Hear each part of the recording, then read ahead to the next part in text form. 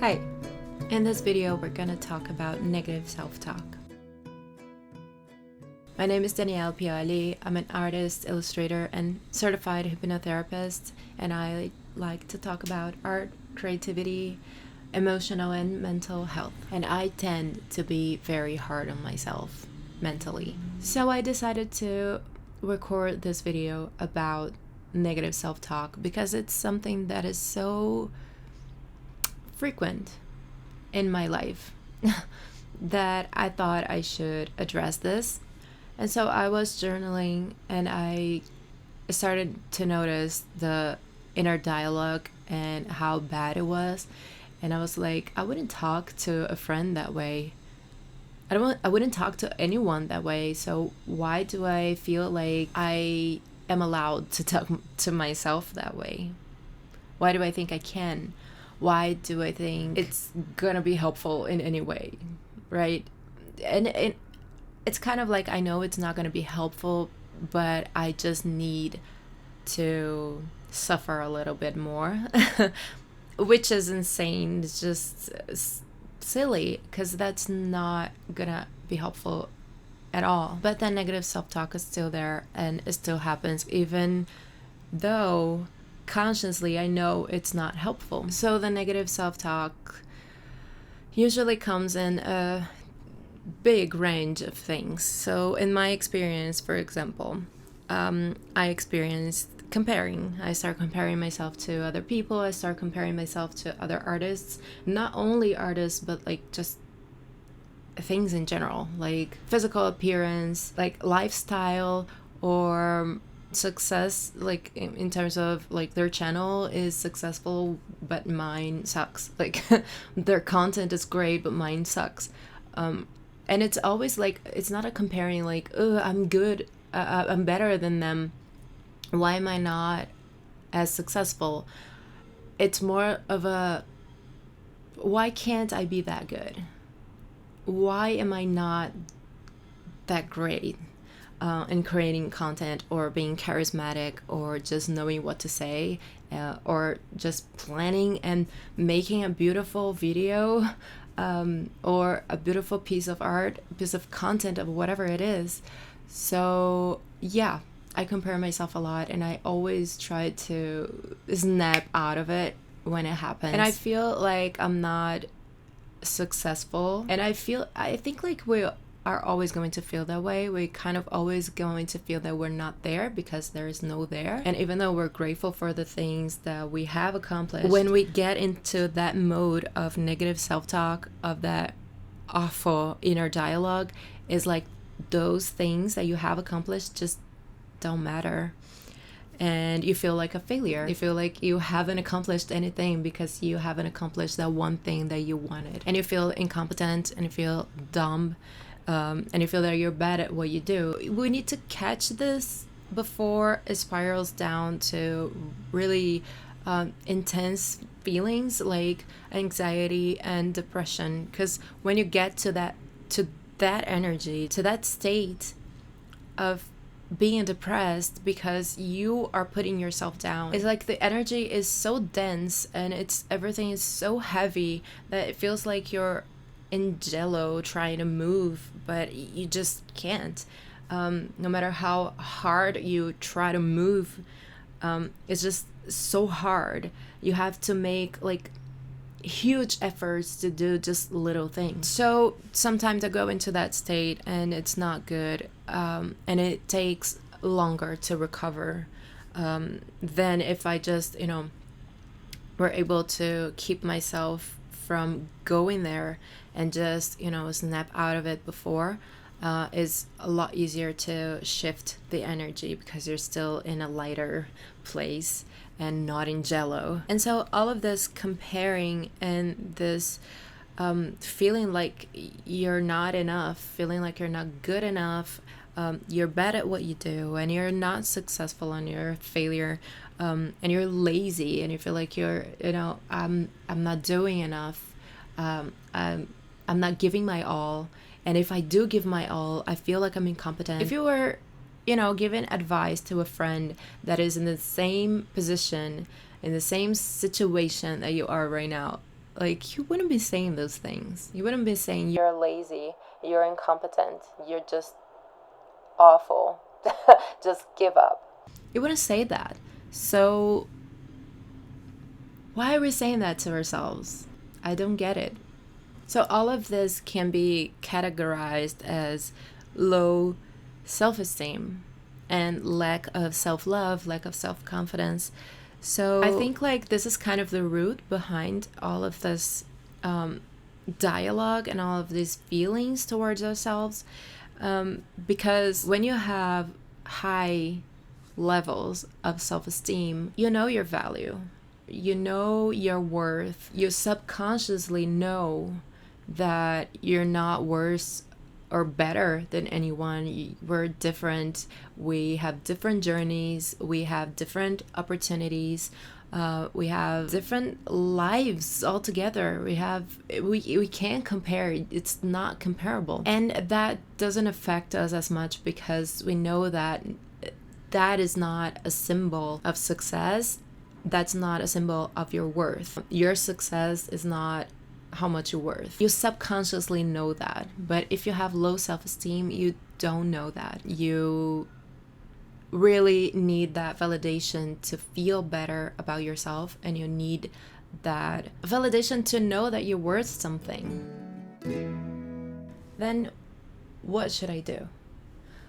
What can I do to make it better before I get into that really low energy of anxiety and depression? I think the first thing we need to practice is to be kinder to ourselves, is to really treat ourselves like we were a friend of ours and embrace ourselves like we were, a child. We wouldn't talk to a child that way. We wouldn't talk to a friend that way. So we need that same kind respect, love, and support that we give other people. We need that too. And we need that from ourselves. We can't just depend on other people to be kind to us. We need to be kind to ourselves. So you can embody the energy of a parent, for example. So be nurturing towards yourself. You give yourself love and support because, cut yourself some slack. You're not a superhuman. You're not supposed to be doing more than you are doing right now. And also, if you want to go farther, aggression doesn't take you there. Being harsh and mean will not take you there. And if it does, it will leave marks. It will leave traumas. So we need love, support, nurturing. We need to be taken care of. And we gotta do that for ourselves. And still with kindness, take a look at what is happening. Just closely observe and try to understand what is going on. Like, is there a reason why you're feeling that way? Is there an underlying reason why, you've been feeling that way so frequently, or it's being like so intense when it comes? Like, is there an actual reason behind it? Do you need to ask for help? Like, ask yourself, do I need to ask for help? Is it being like too painful to do it on my own? Because you don't need to go through anything alone. If you have the resources, if you can afford it or anything like that, you can talk to a professional. So we need love and support and kindness and nurturing towards ourselves, and assessing the situation to see if we need more, if we need help, external help from a professional, or help from friends and family. So the healing process is probably going to be different for everyone. And I think a first step could be accepting that there's an issue, that thing is happening, accepting that maybe your brain is not aligned, is not in harmony, or, a bunch of other things could be happening. But the first step could be accepting that there's an issue. There is something that needs your attention. There is something that needs to be taken care of, not in terms of fixing anything, because there's nothing broken, but in terms of there's something asking for my attention and I need to take good care of it. So just accepting that you are going through the things you're going through, that can be kind of liberating in terms of, okay, I accept this. I'm gonna research about this. I'm gonna learn more about this, and I can, talk about it to people and hopefully help someone else. That's kind of what I'm doing. So I had to accept that my mental health wasn't in the best place it could be. So I could, start to wanting to understand what was going on and how I could make it better. And then, feel more real to myself and come here and talk to you about this and be more honest in my work, be more honest in my words, and be more honest, like, in general in my relationships with people. And also when you start being more honest with yourself, like more authentic, more real, about who you are and how you work, how your brain works and things like that, you start finding what works for you and what doesn't.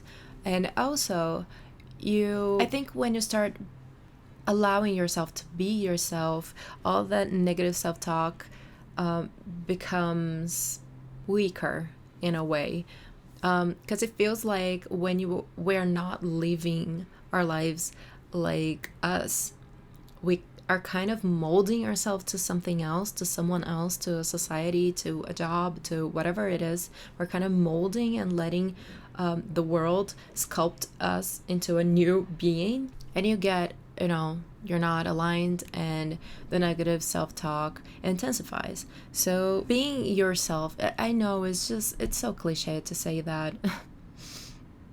And lately I've been saying that a lot, but when you're honest, you find your uniqueness, and that's kind of like, that's just what the world needs, right?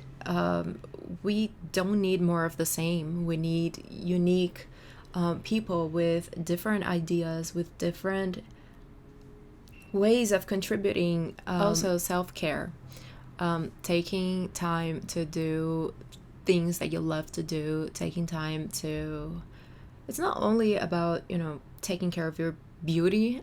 It's not only about taking a bath with candles on, but it could be like having a glass of wine.